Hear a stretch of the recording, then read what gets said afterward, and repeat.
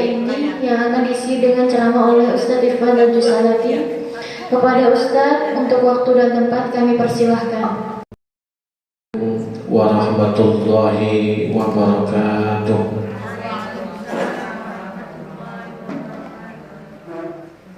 Innal hamdalillahi nahmaduhu wa nasta'inuhu wa nastaghfiruh wa na'udzu billahi min shururi anfusina wa sayyiati a'malina. Man yahdihillahu fala mudilla lahu wa man yudlilhu fala hadiya lahu. Asyhadu an la ilaha illallah wahdahu la syarika lahu wa asyhadu anna Muhammadan abduhu wa rasuluh la nabiyya wa la rasula ba'dah. Amma ba'd. Allah Ta'ala fil Qur'anil Karim, a'udzu billahi minasy syaithanir rajim. Ya ayyuhalladzina amanu taqullaha haqqa tuqatih wa la tamutunna illa wa antum muslimun. Faqala Rasulullah sallallahu alaihi wasallam, fa inna asdaqal hadithi kitabullah wa khairal hadi hadi Muhammadin sallallahu alaihi wasallam wa syarrul umuri muhdatsatuha wa kullu muhdatsatin bid'ah wa kullu bid'atin dalalah wa fi riwayah wa kullu dalalatin finnar. Ummahat wa akhwati fillah, arsadani wa arsadakunallah. Alhamdulillah, dengan izin Allah pada kesempatan siang menjelang sore hari ini kita kembali dimampukan oleh Allah untuk bisa bermajelis dalam rangka untuk thalabul ilm, untuk menuntut ilmu agama, bertafakuh fiddin, memperdalam pemahaman kita tentang ilmu agama dalam rangka bertawasaw bil haqq wa tawasaw bis sabr, saling berwasiat di dalam kebaikan dan juga kesabaran. Ummahat wa akhwati fillah, dengan izin Allah inilah mari kita memanjatkan puja dan puji syukur yang benar atas limpahan nikmat yang Allah berikan kepada kita, yang Allah telah melebihkan kita dari segenap makhluk-makhluknya. Salawat beriring salam semoga selalu dihaturkan kepada Nabi kita, Nabi Muhammad sallallahu alaihi wasallam, beserta keluarganya, sahabatnya, serta para pengikutnya yang selalu senantiasa istiqamah meneladani sunnah-sunnahnya hingga yaumil qiyamah. Ummahat wa akhwati fillah, arsadani wa arsadakunallah. Kita akan melanjutkan kajian kita Kaifa amalahumun Nabi sallallahu alaihi wasallam, bagaimana Nabi Rasul mempergauli mereka. Kali ini masih di bab yang ketiga. Kalau kita berikan judul di flyer dan di sini adalah teladan Rasulullah dalam mempergauli orang yang lemah, yaitu para wanita, anak yatim, dan fakir miskin. Jadi orang yang lemah sering kita dengar dengan istilah du'afa. Du'afa itu adalah ismul jam', jadi jamaknya, pluralnya dari dhaif, jadi orang yang lemah. Du'afa itu termasuk diantaranya wanita, anak yatim, dan fakir miskin. Ini masih dalam bab yang ketiga, teladan Rasulullah mempergauli kelompok sosial tertentu. Masih di bagian yang ketiga, teladan Rasulullah mempergauli mereka yang tertimpa musibah dan kemalangan. Nah, pembahasan ini masuk di bagian yang ketiga. Baik. Pembahasan yang lalu kita telah membahas bagaimana Rasulullah SAW mensikapi mereka orang-orang yang terkena musibah. Terakhir kita sampai di slide yang ke-12 ya, mengenai perkataan seorang ulama yang bernama Sulaim. Masih ingat nggak tuh ya? Sulaim mengatakan, aku bersyukur kepada Allah atas musibah karena 4 hal, 4 kali. Ini sudah kita bahas di pembahasan yang lalu. Rasulullah menjelaskan musibah adalah pelebur dosa. Aisyah istri Rasulullah mengatakan, Rasulullah bersabda, tidak ada musibah yang menimpa seorang muslim kecuali melalui musibah itu Allah menghapus sebagian dosa orang itu, sekalipun orang itu cuma tertusuk duri. Jadi apa saja yang kejadian tidak mengenakan yang kita rasakan,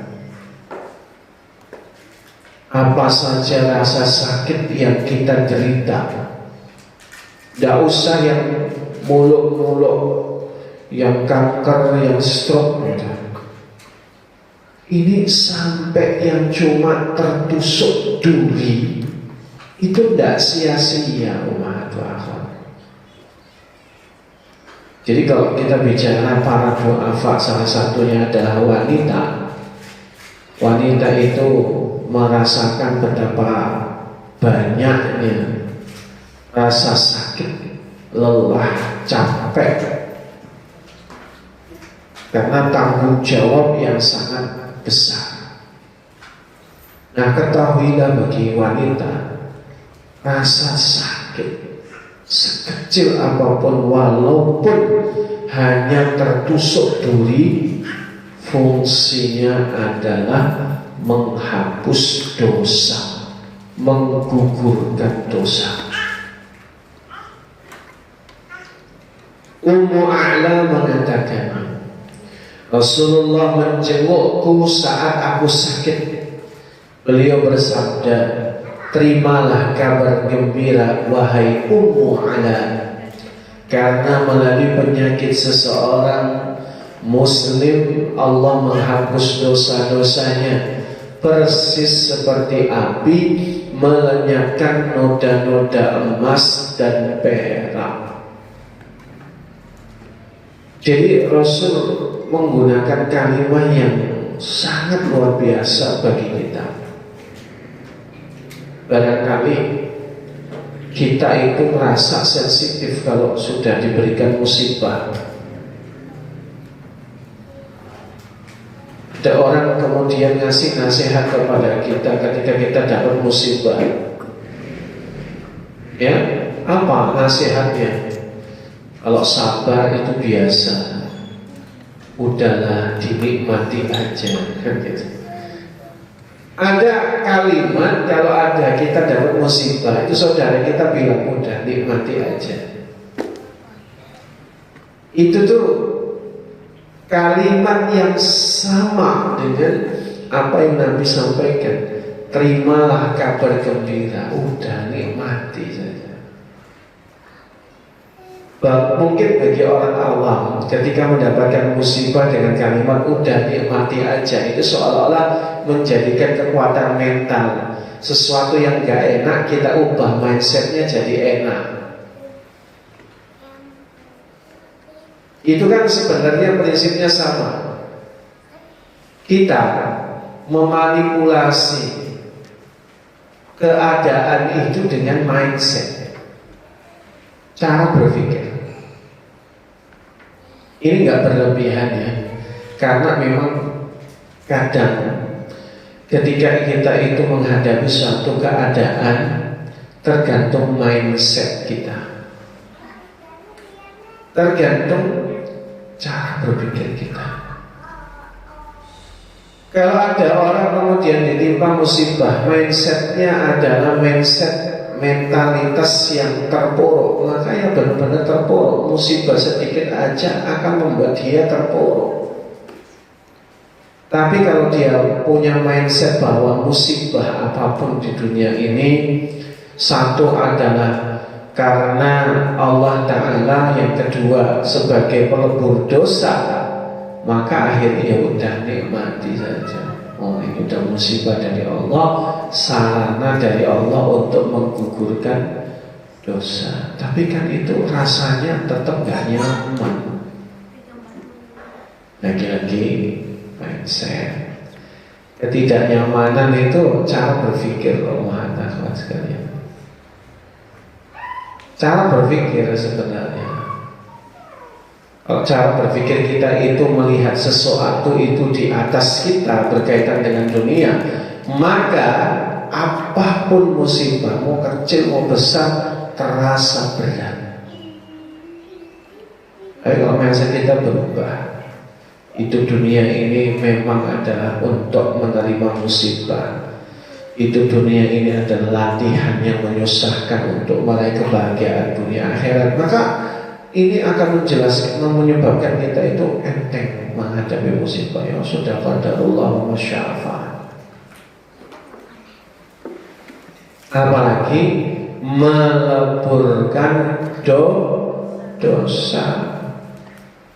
Seorang muslim akan mendapatkan pahala dari musibah yang dia alami, meskipun musibah terlihat kelihatan kecil, tidak berarti, dengan syarat dia bersabar. Jadi kita kesandung batu. Barangkali umaha ngiris bawang, bablas ngiris jarinya, itu barangkali. Itu musibah datangnya tetap dari Allah.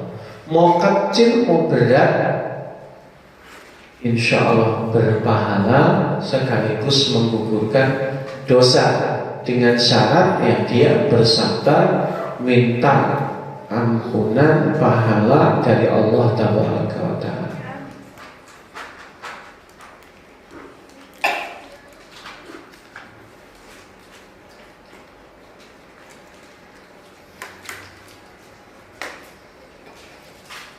Abu Sa'id Al-Khudri meriwayatkan bahwa Rasulullah SAW bersabda, untuk setiap kesulitan, penyakit dan kekhawatiran, duka, bahaya, penderitaan yang dihadapi sang muslim, bahkan untuk setiap duri yang menusuknya, Allah akan menghapus dosanya karena itu. Oh, maka kalau nangis, gitu lagi sedih, itu gugur dosanya. Udah aja gugurin dosa, nangis terus gitu. Duka, bahaya, khawatir, kita merasakan kekhawatiran itu dapat pahala. Nggak enak punya orang khawatir, itu nggak enak. Gimana ya anak saya, gimana ya suami saya, gimana ya keluarga saya, ayah ibu saya. Kekhawatiran yang sedemikian itu saja itu mendatangkan pahala dan menggugurkan dosa. Apalagi yang lebih daripada itu. Kesulitan sama. Datang ke kajian, makin sulit perjalanannya, makin besar pahalanya, makin banyak gugur dosanya. Penyakit yang kita derita sudah menjadi sunatullah dan sudah kekuasaan Allah. Kita punya penyakit, mau dia ringan ataupun berat, ya. Barangkali ada yang penyakit yang dirasakan berat, ada yang tidak berat.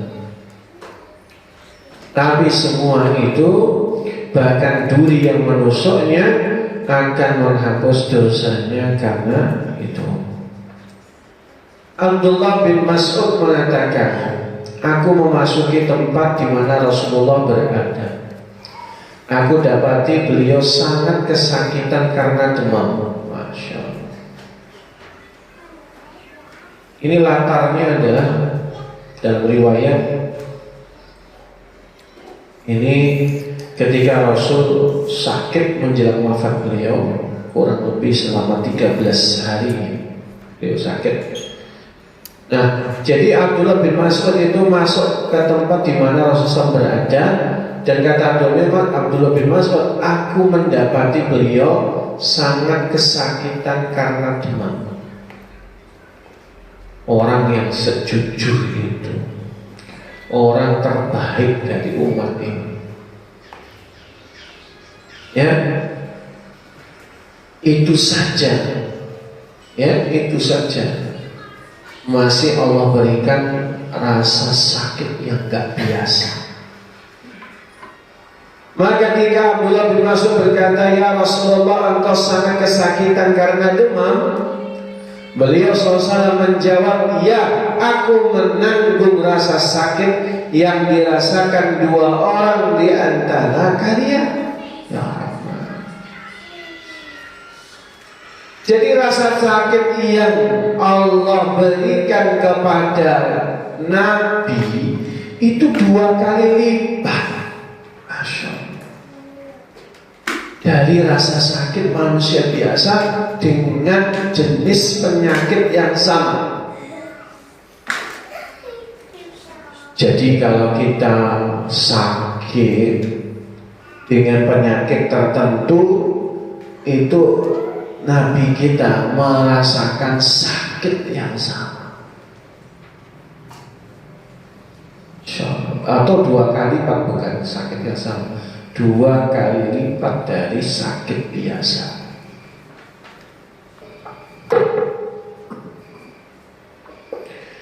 Aku bertanya kepada beliau, karena itulah engkau akan mendapatkan 2 pahala. Beliau menjawab, ya, seperti yang kamu katakan. Nabi karena memang di surga berhak untuk mendapatkan pahala yang lebih besar daripada manusia biasa. Makanya Allah jadikan sakitnya 2 kali lipat dari manusia biasa, supaya mendapatkan pahala 2 kali lipat pula. Apa kesimpulannya? Makin sakit kita merasakan dalam tubuh kita, pahalanya semakin besar. Beliau mengatakan, ya, seperti yang kamu katakan, tidaklah seorang muslim yang sakit karena tertusuk duri atau apapun yang lebih dari itu, kecuali dengannya Allah akan menghapus dosa-dosanya. Dosa-dosanya akan berguguran seperti dedaunan jatuh dari pohonnya. Nah, Rasulullah memotivasi mereka untuk tetap bersabar. Dari Jabir bin Abdullah meriwayatkan bahwa Rasulullah SAW mendapati Ammar dan keluarganya ketika mereka sedang disiksa di Mekah. Ammar bin Yasir, ya. Jadi sebagaimana kita ketahui, Ammar bin Yasir ini masuk Islam beserta ayah ibunya. Maka karena status Ammar bin Yasir dan keluarganya, ayahnya Ammar bin Yasir, yaitu Yasir itu sendiri, ibunya adalah Sumayyah. Apa Sumayyah itu? Wanita Muslim pertama yang mendapatkan mati syahid. Jadi yang mendapatkan mati syahid pertama itu bukan laki-laki, tapi perempuan, wanita. Yang sangat memilukan, bagaikan kalau kita bayangkan adalah bagaimana seorang Sumayyah itu disiksa oleh Abu Jahal, maaf ya, ditusuk kemaluannya dengan besi yang panas. itu kan nyaris nggak bisa lah ditanggung. Akhirnya Sumayyah gugur mati syahid.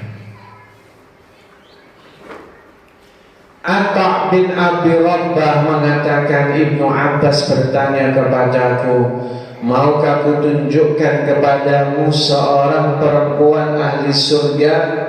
Aku menjawab, ya, tunjukkan padaku. Dia mengatakan perempuan itu menemui Rasulullah Sallallahu Alaihi Wasallam dan berkata, aku menderita ayan. Ini perempuan ya, yang ngadu sama Rasul ini perempuan punya penyakit epilepsi, ayan, suka kejang-kejang, ya, kejang-kejang. Ini sangat memalukan sebagai seorang wanita sebetulnya yang punya penyakit ayan itu. Karena ketika kambuh itu nggak dikontrol, nggak bisa dikontrol lagi tubuhnya. Dan ketika ayanku kambuh, tubuhku tersingkap. Maka berdoalah kepada Allah untukku ya Rasulullah. Rasulullah menjawab, kalau kamu mau, kamu masih bisa bersabar, dijamin Allah surga. Tapi kalau kamu mau untuk sembuh, aku bisa berdoa kepada Allah agar menyembuhkanmu.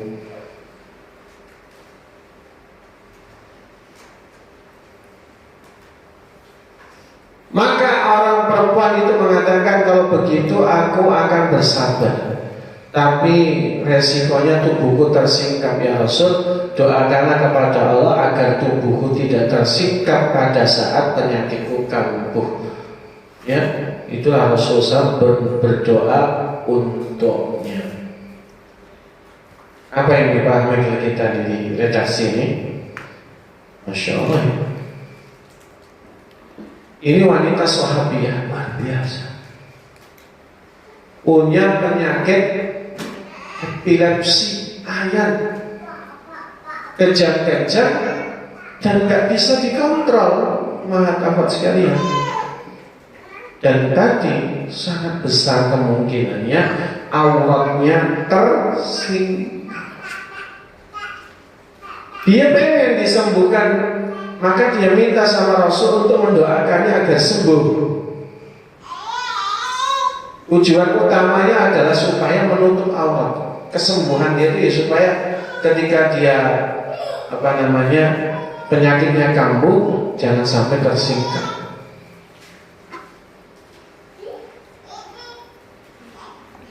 Maka ketika Rasul menawarkan, kalau kamu mau, saya doakan kamu sembuh.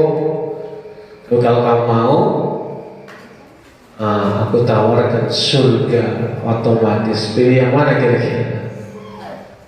Pilih surga. Dan sebenarnya secara hukum rukhsah. Wanita yang epilepsi tersingkap auratnya itu rukhsah karena di luar kesadaran.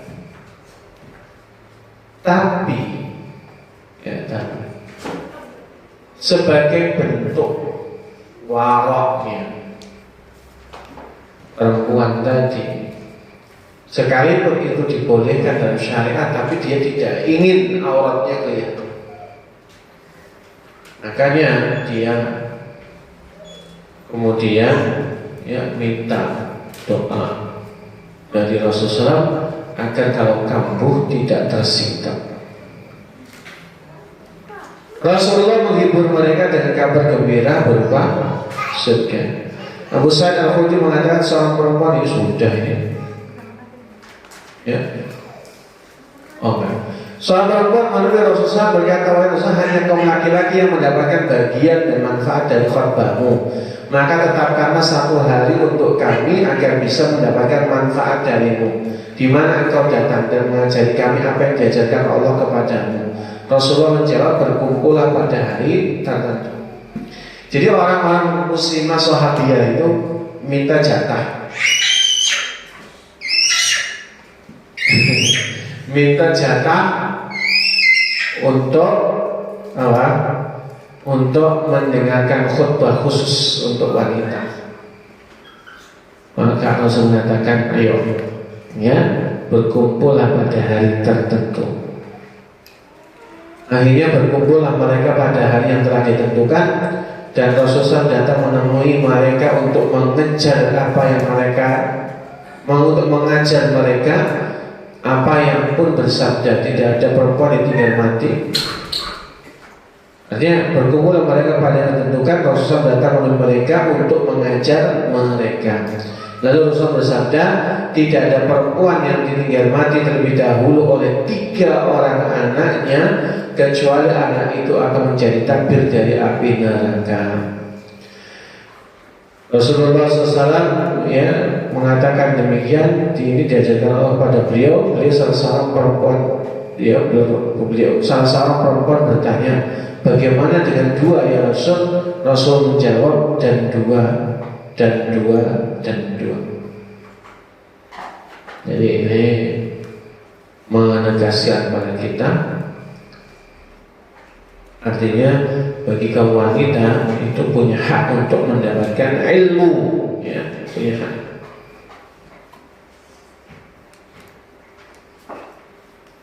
Abu Hasan berkata, aku berkata kepada Abu Hurairah, dia 2 anakku meninggal dunia. Dapatkah engkau menyebutkan kepada kami sebuah hadis dari Rasulullah yang bisa menenangkan hati kami menghadapi mereka yang telah meninggal di antara kami? Maka dia mengatakan, ya, wahai anak-anak kecil yang meninggal menjadi kanak-kanak surga, salah dari mereka akan menemui ayahnya dan akan memegangi pakaiannya atau tangannya seperti aku memegangi pakaianmu, dan tidak akan melepaskannya sampai Allah Maha Kuasa memasukkan anak itu dan ayahnya ke dalam surga. Ya Allah, ya Allah. Jadi suatu saat anak-anak kita yang meninggal lebih dulu dari kita itu akan menjadi tameng dari api neraka. Itu di akhirat.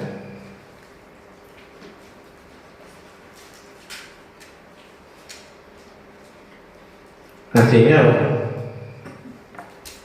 orang-orang yang dia ditinggal wafat oleh anaknya masih belia, itu bagi mereka ada janji dari Allah dan Rasulnya, pasti masuk surga. Dan kelak ketika anak-anak tersebut mau masuk ke surga, dia berkata, ya Rabbi, aina waladi, waina waladi, mana bapakku, mana ibuku. Maka Allah berfirman, ayah dan ibumu masih di neraka. Maka dia mengatakan, ya Rabbi, saya tidak akan masuk surga sampai orang tua saya muncul. Luar biasa. Artinya apa? Dia berdoa di situ, ya Rabbi, saya tidak akan masuk ke surga sampai orang tua saya muncul. Kata Allah, udah kamu masuk aja, orang tuamu punya nasib sendiri. Lalu anak-anak itu berkata, tidak ya Rabbi, saya pengen bersama anak ibuku. Itu suatu kejadian yang mengharu birukan itu di saat itu. Ya, luar biasa.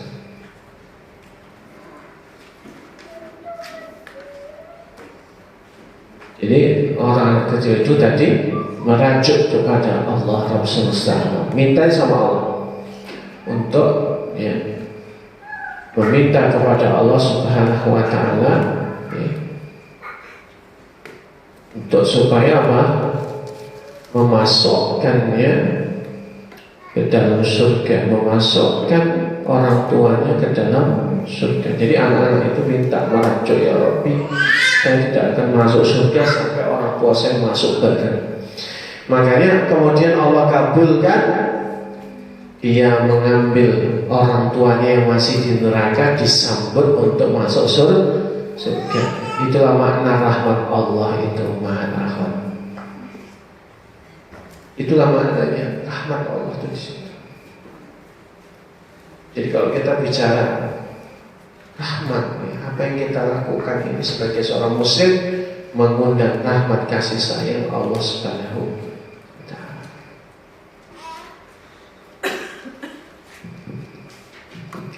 Salah seorang dari mereka akan menemui ayahnya dan akan memegang pakaiannya atau tangannya seperti aku memegang pakaianmu. Tidak akan melepaskannya sampai Allah Maha Kuasa memasukkan anak itu dan ayahnya ke dalam surga.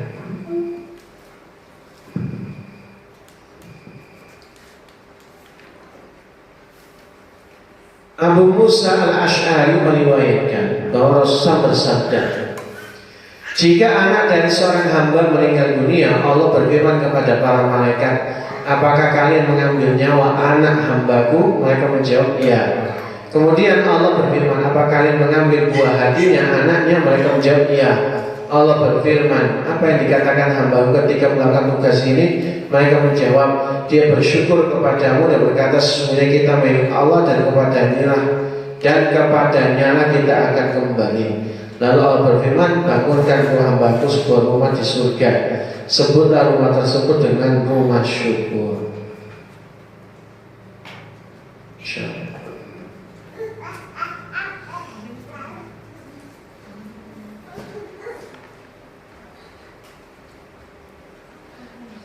Rasulullah bersabda, Allah mencatat pahala menurut niatnya, tetapi apa itu syahid menurut kalian? Mereka menjawab, oh yang syahid itu mati saat perang di jalan Allah. Rasulullah pun menjelaskan ada 7 macam orang yang digolongkan sebagai syuhada, selain orang yang terbunuh dalam peperangan. Orang yang mati karena wabah adalah syahid. Orang yang mati tenggelam adalah syahid. Orang yang mati karena sakit perut adalah syahid. Orang yang mati karena luka sayang dan karena luka dalam adalah syahid. Jadi orang yang mati karena terluka.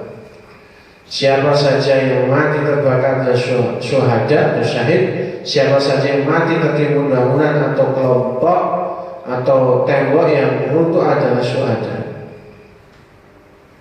Dan perempuan yang meninggal dunia, ya, perempuan yang meninggal dunia waktu melahirkan itu juga mati syahid. Jadi kalau ada perempuan hamil melahirkan pas masa persalinan meninggal, maka perempuan itu kategorinya mati syahid.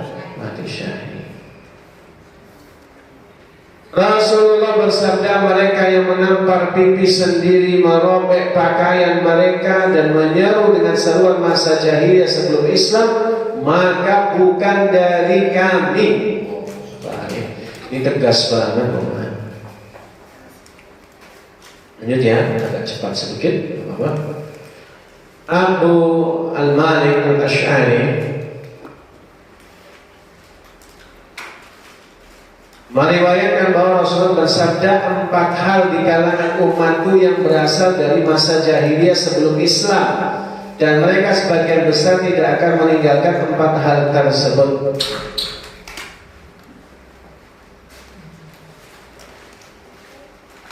Pertama, sendiri.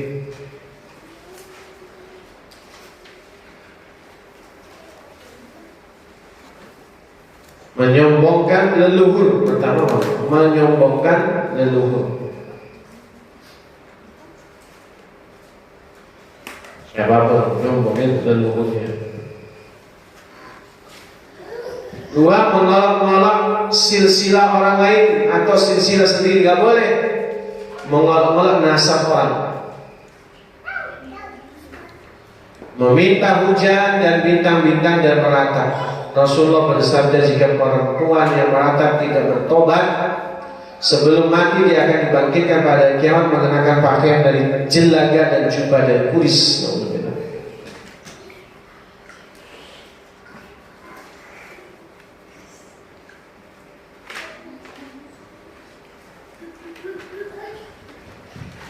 Rasul melarang mereka kehilangan kesabaran terhadap penyakit, mengutuk dan menyumpahi. Jabir bin Abdullah meriwayatkan bahwa Rasulullah SAW mengunjungi Ummu As-Sa'id dan bertanya kepadanya, "Ada apa denganmu?"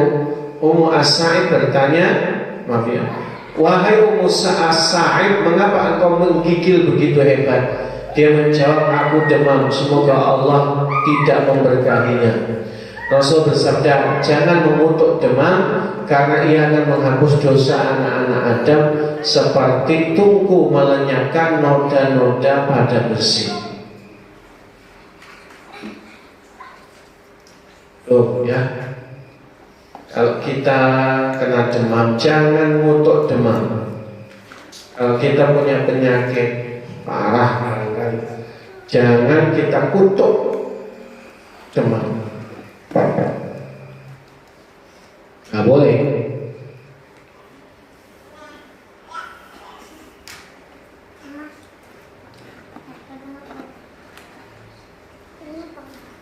Abdullah bin Abbas mengatakan Rasulullah menjenguk seorang badui yang sedang sakit. Ketika menjenguk orang sakit, Rasulullah biasa mengucapkan la ba'sa tahurun insyaallah. Beliau pun berucap demikian, dan laki-laki badui itu pun mengatakan, "Penyucian bagaimana, ini ada teman atau ini ada demam yang panas dan akan membawanya ke kubur." Rasul menjawab, "Kalau begitu itulah yang akan terjadi." Ya, dan riwayat yang lain Rasul bersabda, "Orang ini tidak akan hidup sampai besok malam."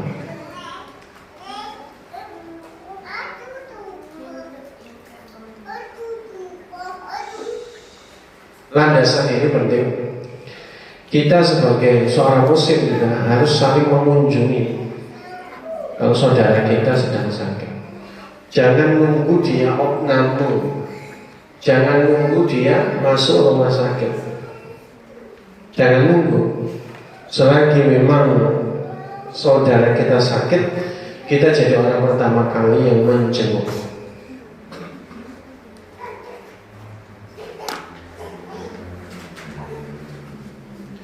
Rasulullah melarang mengharapkan kematian, tidak boleh ya.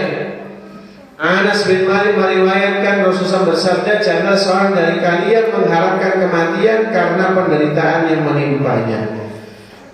Jika memang harus mengatakan sesuatu, katakan saja. Ya Allah, jagalah agar aku tetap hidup. Jika hidup lebih baik untukku, ambillah nyawaku. Jika matian lebih baik untukku." Doanya Umar bin Khattab.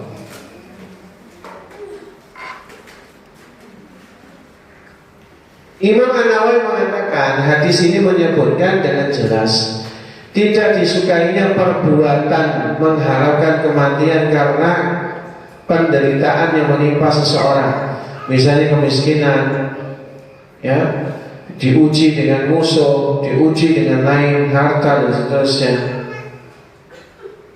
Ya, diuji dengan apa lagi? Ya, macam-macamnya.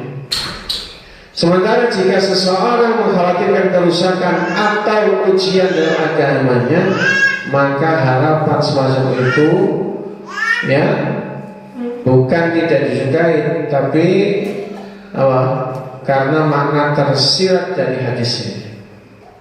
Jadi bahkan beberapa dahulu yang soleh berharap demikian, menjadi tua, bertambah lemah, dan rakyatku tersebar kemana-mana, maka ambil nyawa selagi aku belum pikun dan melalaikan apa yang engkau perintahkan kepadaku. Allah ya. Jadi kalimat ini menjadi, ya Allah, aku menjadi tua, bertambah lemah, dan rakyatku tersebar di mana-mana, maka ambillah nyawaku selagi aku belum pikun dan melalaikan apa yang engkau perintahkan kepadaku.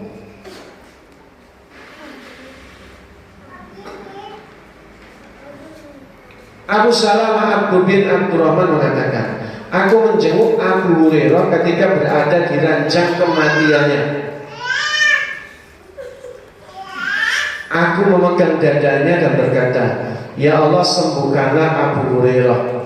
Dia mengatakan, "Ya Allah, jangan kembalikan jiwaku ke kehidupan ini." Lalu berkata Abu Salamah, ya, "Wahai Abu Hurairah, kita mencintai hidup." Dia malah mengatakan yang lain, ya. Damai jiwa dia yang jiwa berabu Hurairah ditenggam di tangannya. Para ulama akan mengalami suatu masa di mana kematian lebih mereka cintai daripada emas. Salah seorang dari kalian akan menyadari tempatnya, ya. Allahu bisa. Lanjutnya, agak skip sebentar. Hidup lama itu baik meskipun sakit. Menjalani hidup yang panjang itu lebih baik bagi orang beriman, karena semakin lama hidup seseorang yang beriman semakin banyak amal soleh yang dikerjakan, terutama sedekah. Abu Bakar mengatakan, seseorang bertanya kepada Rasulullah SAW, "Siapakah orang yang terbaik itu?" Beliau menjawab, "Orang terbaik adalah orang yang umurnya panjang, amal perbuatannya baik." Jadi yang namanya umur itu bertambah, bukan berkurang.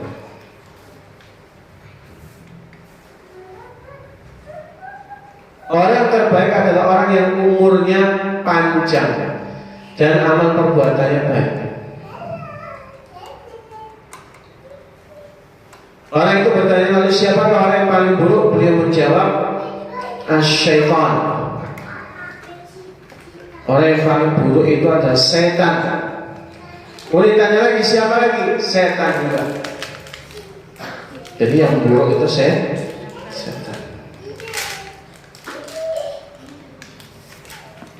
Jika seorang muslim mengalami situasi sulit atau ditimpa penyakit, dia tidak boleh mengharapkan kematian agar tidak kehilangan kesempatan untuk terus mengerjakan amal soleh.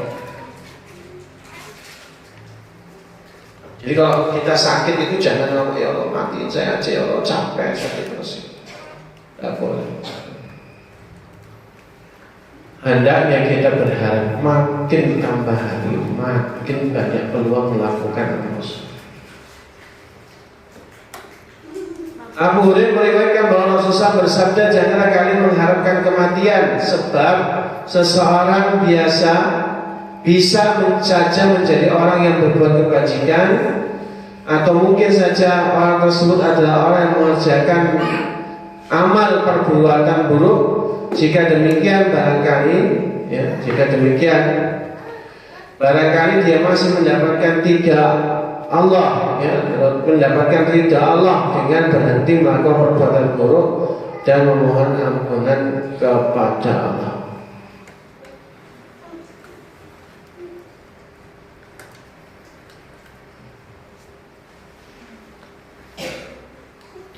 Dalam riwayat Imam Muslim disebutkan Rasul bersabda, "Ya, janganlah seorang pun di hari kalian berharap mati. Jangan pula ada yang berdoa untuk itu sebelum kematian mendatangi dirinya. Jika salah seorang dari kalian meninggal dunia, amalnya akan terputus, dan hidup panjang bagi seorang yang beriman akan menambah kebaikan darinya." Masya Allah.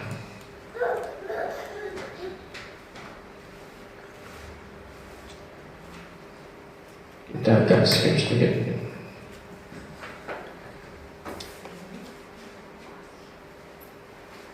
Rasulullah SAW ikut memenuhi kebutuhan mereka.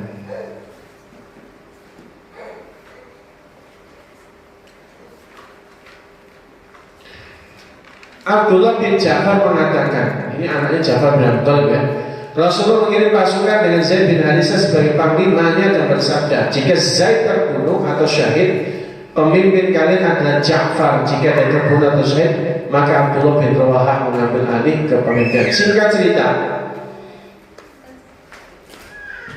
bahwa akhirnya gugurlah Ja'far saudara. Nabi sedih sekali.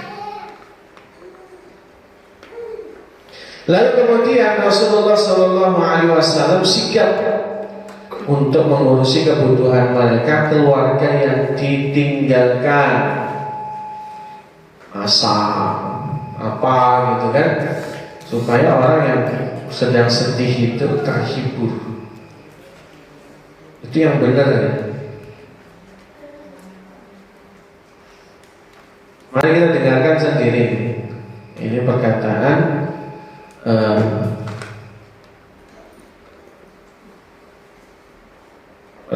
anak-anaknya Ja'far. Kami pun dibawa seolah kami anak-anak burung yang belum meninggalkan sarang. Rasulullah memerintahkan panggil tukang cukur untukku. Kemudian datanglah tukang cukur dan mencukur kepala kami.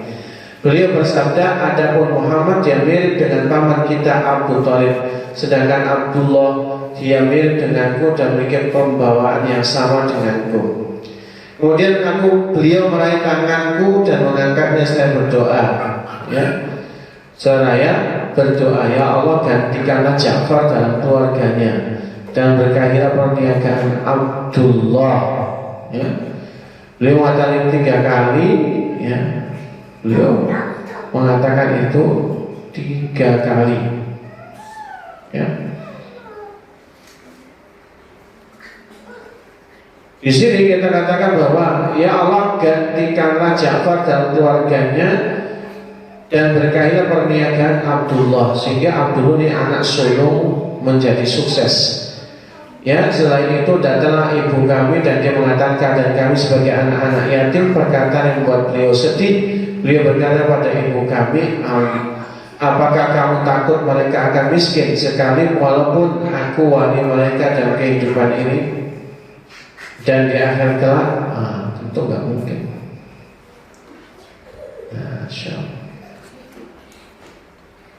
Karena kerajaan Rasul dalam pergauli orang lemah, termasuk wanita, anak yatim dan fakir miskin. Mereka ini kategorinya adalah orang lemah. Enggak kok, saya wanita kuat. Yaitu upaya memotivasi diri. Tapi tetap seorang wanita itu orang yang lemah.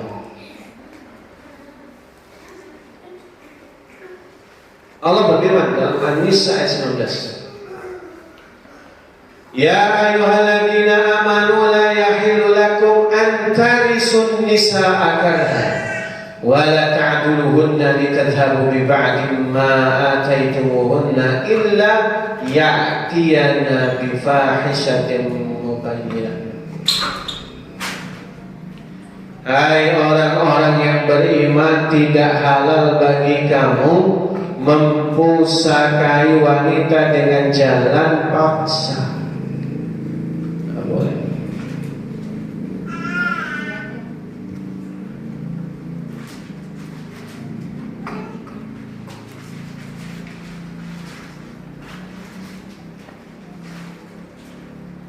Jadi jangan mempusakai wanita dengan jalan paksa. Itu gimana? Ya maksa untuk nikah. Mungkin kalau di Indonesia biasa juragan tanah, udah bau tanah, bikin keluarganya utang, keluarga perempuan utang, terlilit utang, bayarnya dinikahkan. Dulu biasa gitu. Itu termasuk maksa, kecuali ya perempuannya senang ya. Tapi agak susah ya untuk zaman sekarang. Yang lamar yang umur 60-an, nah yang dilamar umur belasan itu, belum 20 tahun, agak susah. Wah, kadang terpaksa untuk supaya utang ayah ibunya lunas. Bahkan sempat heboh yang terakhir itu apa? Oh, habis berapa kan? 1 miliar ya. 1 miliar itu tuan tanah itu nikahi gadis baru lulus SMA. Habis berapa? 1 miliar 500 juta untuk jalan-jalan, umroh semua keluarga besar 500 juta untuk pegangan. Tapi ya itu tadi ada jalan paksa. Berikutnya, wala ta'tuluhunna litadhabu bi ba'di ma ataitumuhunna illa ayatiyana bi fahishatin mubayyinah. Jangan kamu menyusahkan mereka karena hendak mengambil kembali sebagian dari apa yang telah kamu berikan kepadanya. Apa itu kondisinya? Kok nggak ada gambarnya? Dari tadi. Dari 10 menit. Oh, 10 menit ya.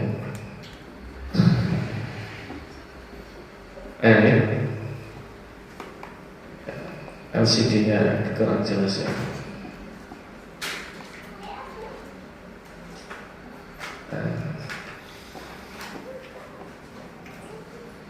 Wala ta'duluhunna litadhhabu bi ba'di ma ataitumuhunna.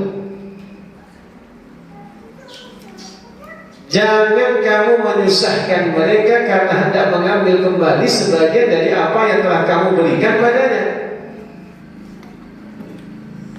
Gimana ceritanya? Dinikahi, disakiti, ya kan? Apalagi di KDRT-in, gitu ya, dikekang, dizalimi sampai istrinya nggak betah, pengen gugat cerai dengan cara fasakh. Nah, kalau gugat cerai khulu dengan cara fasakh, dia harus mengembalikan mahar. Kalau gugat cerai biasa cuma bayar iwad, ya sedikit iwad itu. Cuma kalau dia dengan jalur fasakh, dia harus mengembalikan mahar. Itu zalim. Dinikahi sudah sekian lama, dibuat menderita untuk istrinya sampai minta cerai. Minta cerai, nggak mau diceraiin. Itu banyak kondisi. Udah berkeluarga, disakitin, gitu kan? Minta cerai, nggak mau diceraikan. Itu namanya zalim. Akhirnya kan mau nggak mau, wanita menggugat cerai dengan cara fasakh, cara paksa. Kalau secara fasakh tadi fasakh, maka dia harus mengembalikan mahar. Itu maksud ayat itu. Wa'ashiruhunna bil ma'ruf.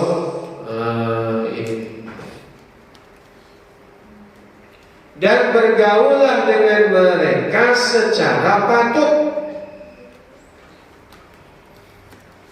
Kenapa itu ditebelin kasih merah? Penting pembahasan ini yang penting juga. Wa'ashiruhunna bil ma'ruf. Cuma nampak di sini nggak ada bedanya, cuma tebelan. Aslinya merah ya. Wa'ashiruhunna bil ma'ruf. Kalau diterjemahkan itu nampak gatalnya.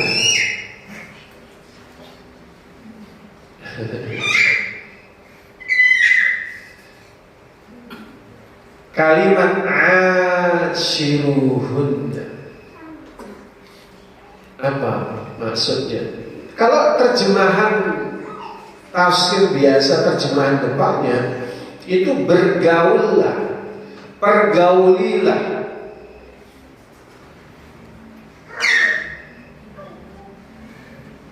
Tapi sebenarnya para ulama memberikan tafsir yang lebih dalam. Kenapa Allah memilih kosakata ini, bukan amiluhunna? Amiluhunna juga artinya bergaul. Kayak contoh kitab ini kan, kaifa amalahu, bagaimana Rasul mempergaulinya, kalimatnya. Di sini Al-Quran menggunakan kalimat wa'ashiruhunna. Ashar. Apa ashar? unsur pembentuknya, wazannya sama dengan asyarah. Asyarah, ain shin ra, ain shin ra, asyarah, ashiruhunna. Ada maksudnya. Kenapa Allah memilih kosakata itu? Wa ashiruhunna. Artinya Allah perintahkan kepada umat Islam, para suami, hendaknya mempergauli wanita dengan kalimat ma'ruf patut itu nilainya asyarah. Wa ashiruhunna asyarah. Jadi kalau dulu ya, kalau kita nilai dulu itu nggak besar-besar, nol di belakangnya. Karena sebenarnya nilai tertinggi itu yang asyarah, 10. Itu sama dengan kamal, sama dengan mumtaz. Itu sama, asyarah. Artinya kalau kita mempergauli wanita, hendaknya dengan nilai asyarah. Jadi para wanita itu dia harus disikapi, dipergauli dengan benar. Bagaimana nilainya 10. Suami bisa bagaimana memberikan kepada istrinya kebaikan-kebaikan sampai istrinya itu kalau misalnya dikasih nilai sama istrinya, Pak, Bi, asyarah, kamu suami yang nilainya asyarah. Nah itu ya, bukan ala katanya.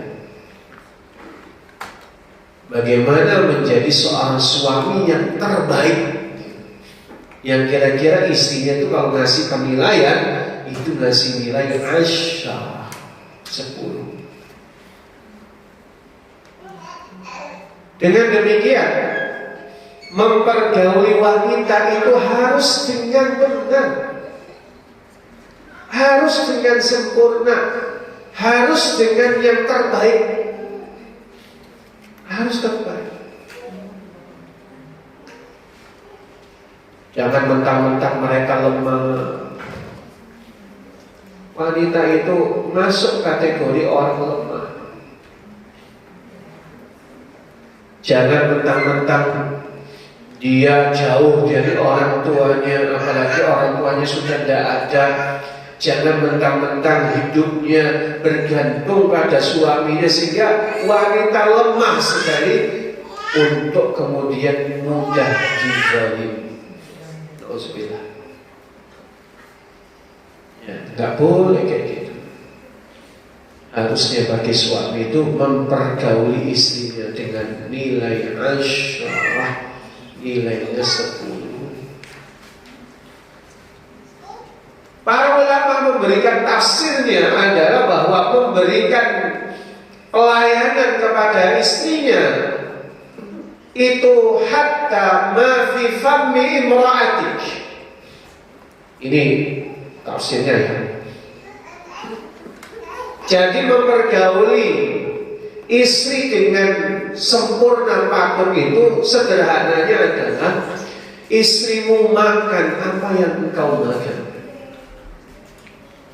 Istrimu merasakan kebahagiaan sebagaimana kamu juga merasakan kebahagiaan. Sampai dalam urusan makan, suami yang nilainya asyarah itu sampai ngasih makan yang disebut nafkah itu adalah sampai ke mulut istrinya. Jadi kalau dalam nas ya, yang nyuapin itu suami ke istri. Jadi nafkah. Kalau Abu Hurairah itu praktek suatu ketika mempraktekkan ayat ini itu Beliau masak sampai kemudian makanan itu di mulut istrinya.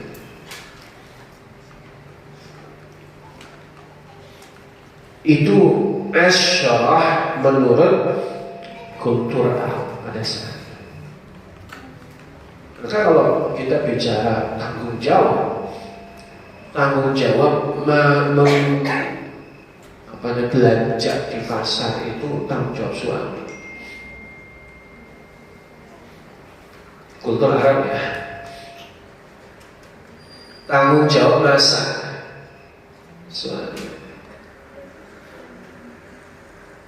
Tanggung jawab nyuci suami. Apa lagi Pak? Tanggung jawab apa lagi?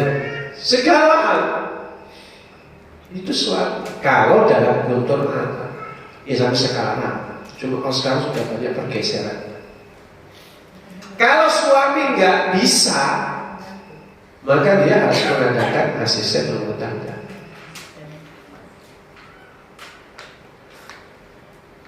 Jadi suami yang nggak bisa ngurusi tadi, dia sediakan asisten rumah tangga untuk istri. Kewajiban istri itu cuma dua, lid nasl untuk berketurunan, untuk berhubungan badan dan berketurunan. Yang kedua, didik anak, udah selesai. Ngurusi anak. Khidmat, iya, khidmat sama suami juga. Cuma di sini kalau di kultur, makanya kalau kita bicara lihat di kitab fikih yang klasik, maka 4 mazhab sepakat itu. Ada catatan, ya. Catatannya apa? Untuk sekarang tidak serta-merta itu dipraktekkan di seluruh bangsa. Nanti terdapat ketimpangan karena kata Syekh Utsaimin itu sangat berkaitan dengan urf kultural, kebiasaan.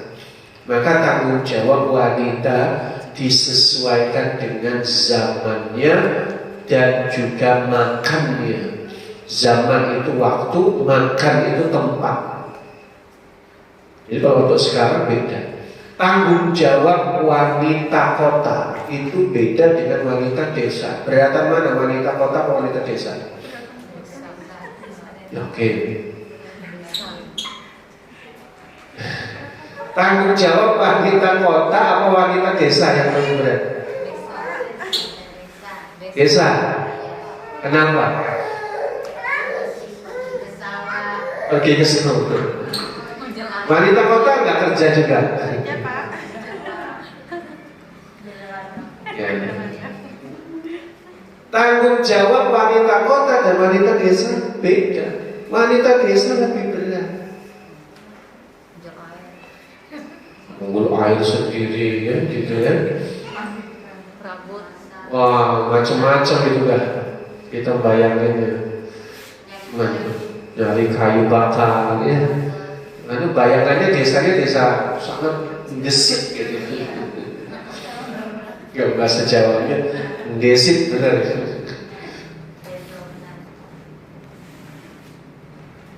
Wanita yang kuat fisiknya, tanggung jawabnya beda dengan wanita yang penyakitan. Islam itu sedinamis itu, sefleksibel itu. Jadi tanggung jawabnya beda. Misal ada suami dengan takdir Allah nikah dengan wanita yang punya penyakit, maka tidak boleh dipaksa. Tanggung jawabnya beda dengan wanita yang nggak ada penyakit. Maka jangan disamakan. Jangan disamakan. Beda wanita yang kuat dengan wanita yang lemah secara fisik. Wanita ini udah sakit-sakitan, kasih tanggung jawabnya besar, fisiknya akhirnya itu zalim. Itu disesuaikan, dinamikanya disesuaikan. Wanita Arab sama wanita Indonesia beda tanggung jawab. Itulah kesimpulan Syekh Utsaimin. Beliau memberi kesimpulan yang seperti itu. Tapi apapun itu, isunya sama sebagaimana sabda Rasulullah, istausu bin nisa'i khaira. Aku wasiatkan kepada kalian untuk berbuat baik kepada para wanita. Bahkan Rasulullah memberikan satu gambaran. Wanita-wanita itu diberi sebuah julukan oleh Nabi SAW itu dengan kalimat jariyah. Ada satu hadis dari Imam Bukhari dan juga banyak Imam Ahmad, Imam Muslim, man ala jariyatain, siapa saja yang ngurusi jariyatain. Apa jariyatain ini? Jariyah dari kata jara yajri. Jara yajri itu lari, jara yajri itu. Jariyah itu artinya apa? Jariyah, perempuan yang berlari, pelari perempuan. Ini Nabi lagi bicara sprinter cewek, perempuan itu bukan. Nabi menjuluki wanita itu dengan jariyah.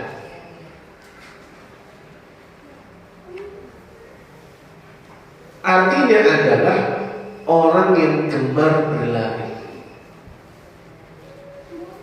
Seolah-olah Nabi tahu kebanyakan tanggung jawab wanita itu berat. Dia adalah makhluk yang suka lari-lari. Gimana? Paham ibu? Paham ibu? Ibu yang rasa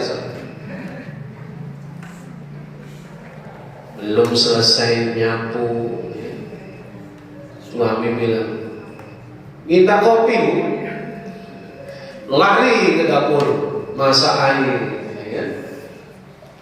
Belum jadi kopinya, anak nangis, lari lagi, ya. Anak sudah dipegang sambil gendong anak, suami nggak sabaran, mana kopinya, lama bener. Lari lagi kasih kopi, anak nangis lagi, ya. Udah gitu begitu sampai anaknya udah lari lagi, belum nyuci baju, itu kenapa? Makanya Nabi memberikan satu gambarannya, perempuan yang begini kerjaannya banyak, masak, nyuci piring, cuci baju, kurang banyak ya. Kurang banyak. Abonemennya belum. Ini sebenarnya dagangnya belum, kantor barang belum. Giliran kayak gini suami udah nyerah kayak gini. Udah nyerah, udah ampun.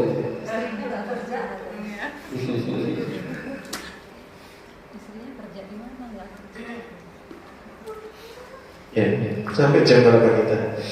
Oh, mau jam 3 ya Allah. Nah, ini yang menjadi dilema, sering depresi wanita itu.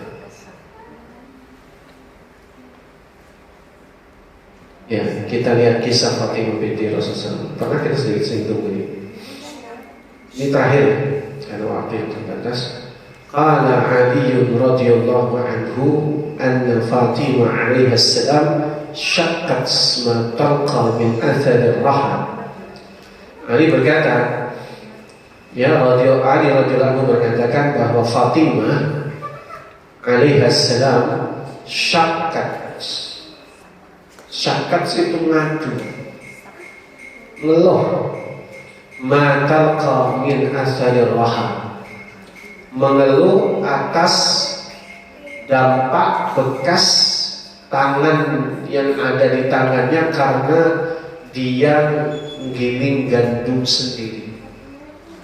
Jadi giling gandum gerindanya itu dia pakai tangan sehingga pecah-pecah tangannya. Kalau ibu kan pecah-pecahnya karena kebanyakan sabun, jadi banyak jamurnya. Kalau Fatimah itu pecah-pecah kapalan karena megang gerinda. Fa'atan Nabi sallallahu alaihi wasallam sabyun. Sementara Fatimah tahu ada seorang budak yang menjadi pelayan Nabi SAW. Ini kisahnya latarnya adalah pasca perang Hunain. Fantalaqas falam tajidhu. Maka Fatimah bergerak ke rumah Nabi, ke rumah ayahnya. Ternyata ayahnya nggak di rumah. Fawajadat Aisyah. Tapi dia ketemu dengan ibu sambungnya, yaitu Aisyah. Ini walaupun ibu sambung bedanya cuma 2 tahun ya. Fa'akhbarha. Maka kemudian ya Fatimah menceritakan tentang aduannya, pengen dapat pembantu. Alam maja'an Nabi SAW akhbarathu Aisyah bimaji'i Fatimah. Maka tatkala Nabi pulang datang ke rumah, maka kemudian Aisyah menceritakan kepada Nabi kedatangan Fatimah dan apa yang diinginkan Fatimah, yaitu adalah pelayan. Bacaan Nabi SAW ilaina, maka Nabi datang menemui kami, kata hadis, waqad akhadna madaji'ana, padahal sebenarnya kami hendak tidur.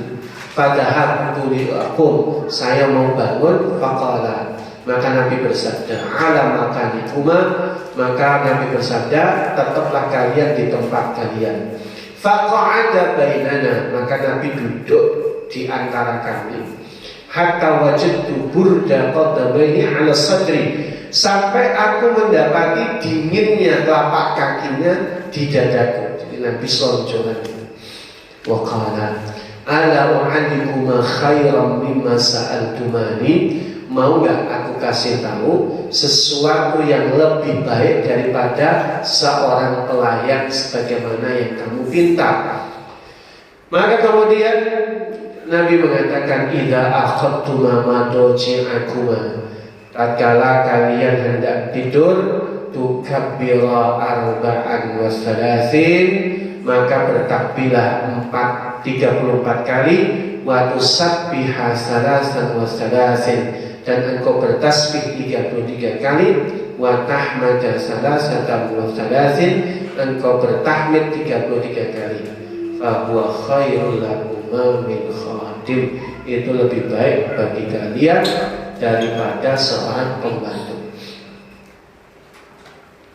Ini Nabi SAW mensikapi wanita luar biasa.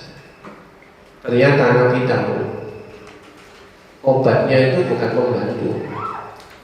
Karena kalau bicara beban itu akan terus berat dan terus ada. Pembantu tidak menyelesaikan masalah ketika mentalitas yang masalah. Maka Nabi SAW suruh berzikir, karena zikir itu menenangkan jiwa, membahagiakan hati, menghilangkan kekhawatiran. Sehingga kalau hati itu senang, pekerjaan apapun jadi ringan. Yang bikin berat, suka mengeluh, itu adalah karena kondisi hati yang jauh dari Allah Subhanahu wa ta'ala. Wallahu a'lam. Cukup ya, kita cukupkan sampai di sini. Pembahasan kita sudah jam 3, nggak kerasa ya. Allah a'lam. Waktu dan tempat kembali ke MC. Silakan. Baik Ustaz, sebagaimana di akhir acara seperti biasanya ada sesi tanya jawab kepada Ustaz. Dipersilakan memberikan 3 pertanyaan kepada akhwat dan ummahat. 3 apa 2? 3 pertanyaan. Pertanyaan yang pertama, berapa tahun bedanya usia Fatimah dengan Aisyah? 2 tahun. Langsung kata Ummu Hasna ta'alim dan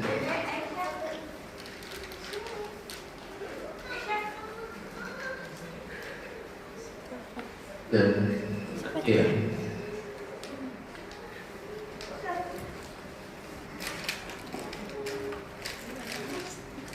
Kemudian pertanyaan yang kedua,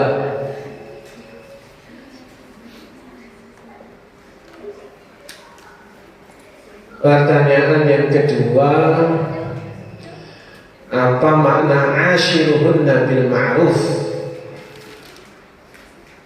Apa makna ashiruhunna bil ma'ruf?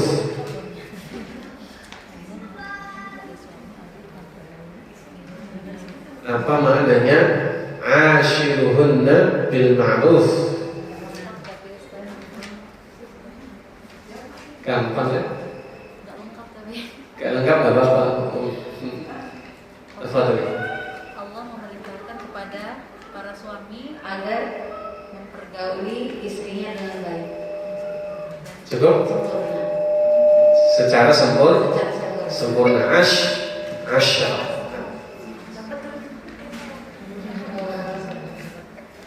Pertanyaan yang ketiga.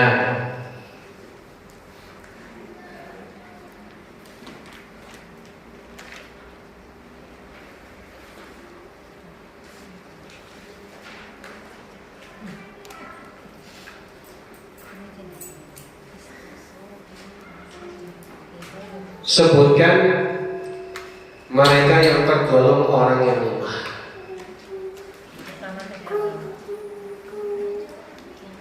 Dalam pembahasan ini siapa mereka orang lemah? Ngacung. Ah itu. Nah.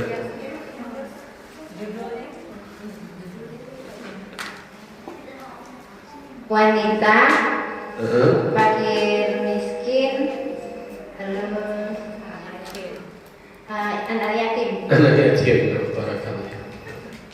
Gampang ya. Aku lihat ada sebelum mengaku, mohon maaf kalau ada perkataan kurang berkenan, sikap yang kurang berkenan. Waktu juga yang batasi kita semua. Anda kembalikan kepada Ustazah. Subhanallah. Assalamualaikum warahmatullahi wabarakatuh. Jazakallah khairan Ustadz yang sudah memberikan tausiahnya kepada kita semua. Semoga dari tausiah tersebut dapat bermanfaat dan menjadi keberkahan terhadap kita semua. Amin ya rabbal alamin. Acara demi acara telah kita lalui. Mari kita akhiri acara ini dengan doa kafaratul majelis. Subhanallahumma wa bihamdika asyhadu an la ilaha illa anta astaghfiruka wa atubu ilaik. Assalamualaikum warahmatullahi wabarakatuh.